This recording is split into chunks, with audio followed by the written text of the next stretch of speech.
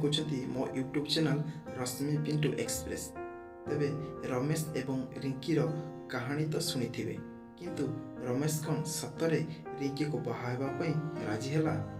ए विषय पूरा कहानी शुणापी भिडियोटी को प्रथम शेष पर्यंत निश्चय देखंतु एवं भिडियोटी को लाइक कमेंट शेयर करने को जमार भूलें।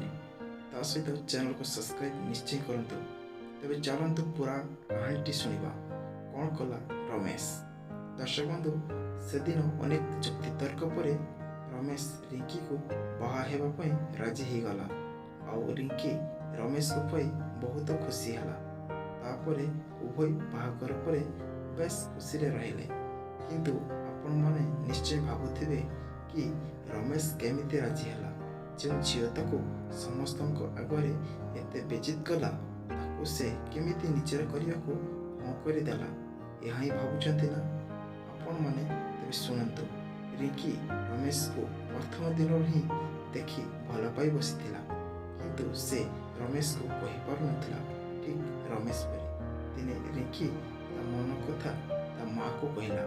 आउ ता माँ रमेश विषय पचारि सबू बुझी। रमेश थिला बहुत भल पिला, केवल परिस्थिति रे पड़ी से गाई चढ़ाइबा को तार कर्तव्य भावी नहीं। आउ ए कथा रिंकीर माँ को भारी कष्ट देइथिला। सेइथिपई रिंकीर माँ प्रथमे राजी हो नथिले, किंतु झीर खुशी पई से राजी होइथिले। आउ से पुणी गोटे शर्तरे। से शर्तटी थिला रमेश को उचित मार्ग देखाइबा। और रिंकी ता मार शर्तरे राजी हो गला।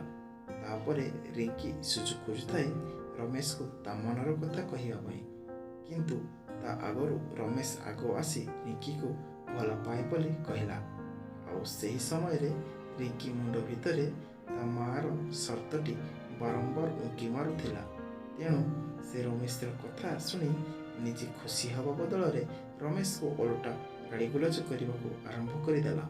कहीं से जानिथिला कि जदि से रमेश कथारे हाँ कर दिए ताहले रमेश सबुदिन गाई चरणी हो रही घरे केबे भी रमेश सहित बाहागर करदेवेनि।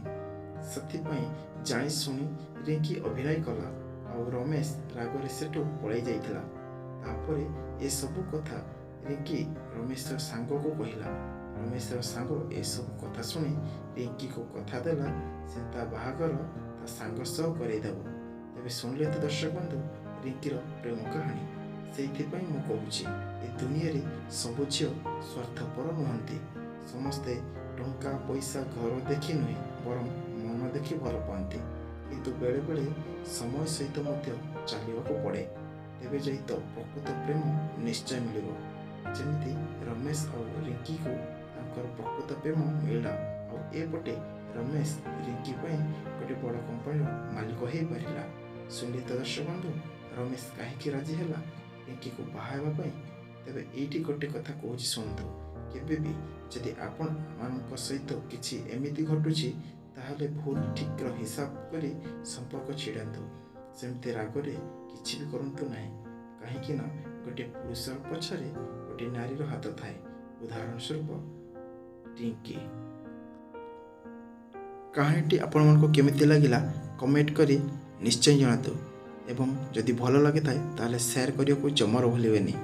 रहुछि नमस्कार, जय जगन्नाथ। पुणी देखाबो आउ एक भिडियो रे। सेतेबेला पर्यंत विदाय नउछि मो शुभंकर।